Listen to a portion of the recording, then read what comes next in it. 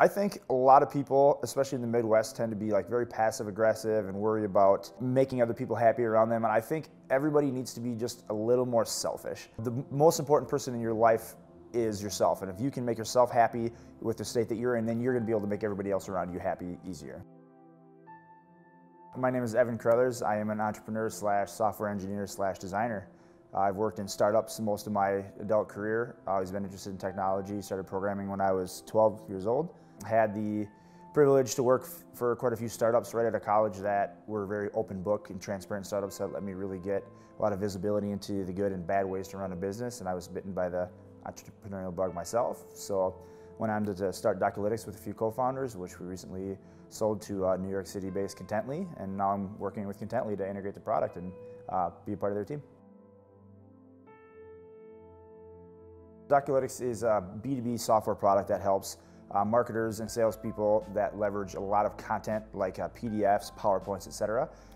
Really understand how that content is getting used in the marketplace. Content, like documents, really is a piece of the marketing world that's never been tracked till recently. So, sales reps, marketing people, etc. are sending all this content into the ecosystem, but they have no way to track that content. So that's what Docalytics does, is provide a web-based viewer for that content and power it with analytics and tracking data to understand what your audience is doing, how the content's resonating with the audience, and how it's kind of contributing to your larger marketing goals. So the motivation behind Docalytics was the fact that I was in a previous startup working with them, and they were doing a lot of marketing where they were leveraging long-form content like ebooks and case studies to drive lead conversion with a gated landing page. And they were seeing a 1% to 2% conversion rate on that form, which in my opinion was terrible, and I figured there had to be a better way to do it. So version 1 of the product was lead forms within content in a web-based viewer that helped kind of make that more natural and convert at a higher percentage. But once we had the web-based viewer and we're in the market, we realized that analytics on this content was missing data point that was very valuable to marketers, and that kind of drove our product strategy forward from there. My power move that I think really helped me along the most out of anything that I've done to date was kind of a combination of things, but it all comes back to the same thing, and that was finding really good mentors to help me along the way.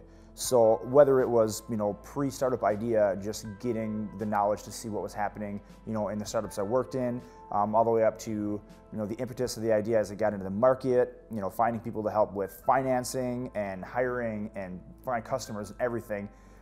The mentors that I've been able to build around me have been critical and crucial to that process. These are people like previous employers that had very open book, transparent policies to help me learn how they were running their businesses, to investors that I've met along the way that have helped me raise capital to allow the business to function, all the way to people that I've met through networking events or trade shows that have helped me open doors to customers. So building that network of trusted mentors has been a godsend in terms of driving my entrepreneurial journey forward at every step of the way.